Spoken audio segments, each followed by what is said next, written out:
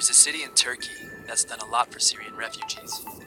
Lying right beside the Turkish-Syrian border, the city of Kilis has become a symbol of humanitarianism, embracing people from all walks of life, fleeing war, poverty, and strife. Kilis, which hosts more refugees than its entire Turkish population, is just one example of how Turkey's dealing with humans fleeing from unimaginably difficult situations. Turkey hosts more refugees than any other country in the world, and many are from its neighbor, Syria. Since 252 people first fled the conflict and crossed the border back in April 2011, there's been an open-door policy. Of the 4.3 million refugees living in Turkey, 3.5 million are Syrian. And with over 1 million kids in total, Turkey's the top child refugee hosting country in the world. From the 3.5 million refugees, there are around 3 million Syrian Arabs and approximately 400,000 Syrian Kurds.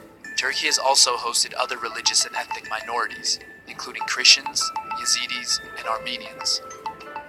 What's life like for them all? They enjoy free healthcare and education. They can also apply for work permits, so they can provide for themselves and their families. Let's look at some of the numbers. Syrians enjoy the same access to free healthcare in Turkey as Turkish citizens. Until now, nearly 1.5 million Syrians received inpatient treatment in Turkish hospitals, and 1.2 million have had medical operations, while 34 million health services in total have also been provided. There are 156 Turkish and 109 Syrian doctors, in addition to 186 Turkish and 137 Syrian health professionals serving in the camps. Since the beginning of the war, more than 300,000 Syrian babies were born in Turkey. Around 620,000 Syrian refugee children continue their education in Turkish state schools. 222,000 refugees go to temporary education centers, while 87,000 receive vocational training. In 2017, around 7,000 Syrians opened up businesses with their own capital. And since the beginning of the war, more than 34,000 Syrian refugees have been given work permits. Turkey's total expenditure has reached more than $31 billion since the beginning of the war in Syria.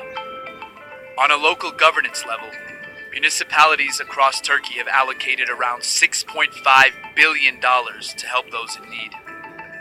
Humanitarian agencies in Turkey have also done their part, spending around $1.2 billion for humanitarian purposes.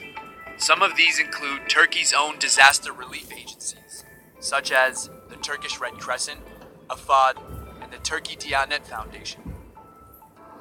The humanitarian aid into Syria has been transported around the country by 39,373 trucks.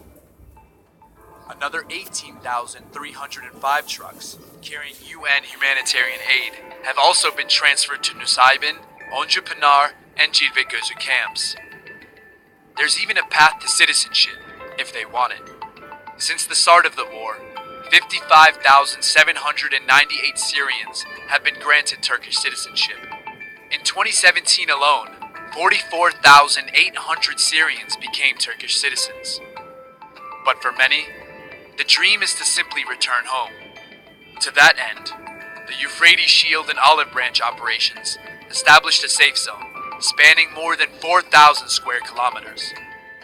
Several areas were completely freed from Daesh, YPG, and PKK terrorists, allowing for around 140,000 Syrians to safely return home from Turkey. Since 2011, the aid provided by Turkey for refugees has reached an all-time high. The European Union offered to help share the financial load with a promised €6 billion, but so far has fallen short.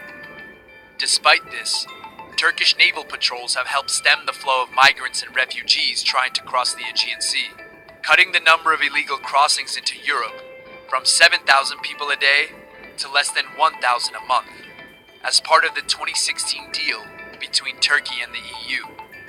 All in all, Turkey's one of the largest donors of international humanitarian assistance, second only to the US.